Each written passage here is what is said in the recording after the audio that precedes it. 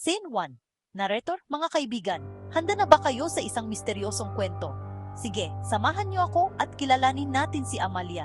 Isa siyang tanyag na mang-awit dito sa bansa natin. Pero hindi lang diyan natatapos ang kwento niya. May tinatago siyang kakaibang lihim. Narrator, tuwing gabi, pagtapos ng kanyang mga palabas, umuwi si Amalia sa kanyang kondo. Akala ng iba, dito na nagtatapos ang kanyang gabi. Pero hindi pa pala.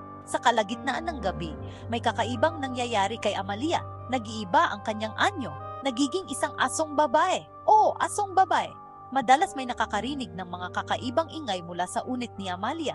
Mga alulong na parang hindi galing sa tao, mga kaluskos, at mga yabag na mabibigat. Ayon sa mga kapitbahay, kakaiba rin ang kilos ni Amalia pagdating ng hating gabi. Narrator, isang gabi, may nakakita ng malaking anino sa bintana ni Amalia. Akala ng kapitbahay, magnanakaw ito kaya agad siyang tumawag ng guard.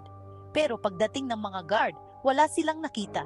Naroon lang si Amalia, mukhang pagod na pagod at pawisan. Kaya ang tanong, paano nga ba nangyayari ang lahat ng ito?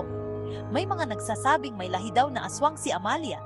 At tuwing bilog ang buwan, doon lumalabas ang tunay niyang anyo bilang asong babae. Pero tahimik lang si Amalia tungkol sa mga usap-usapan. Hindi niya ito pinapansin at patuloy lang sa kanyang buhay bilang isang mang-awit.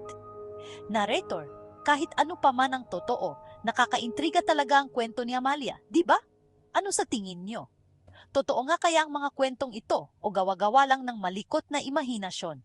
Kung gusto niyo ng mga ganitong klaseng kwento, huwag kalimutang mag-subscribe at i-click ang bell icon para ma-update kayo sa mga susunod pang video. Maraming salamat sa panonood. Hanggang sa muli,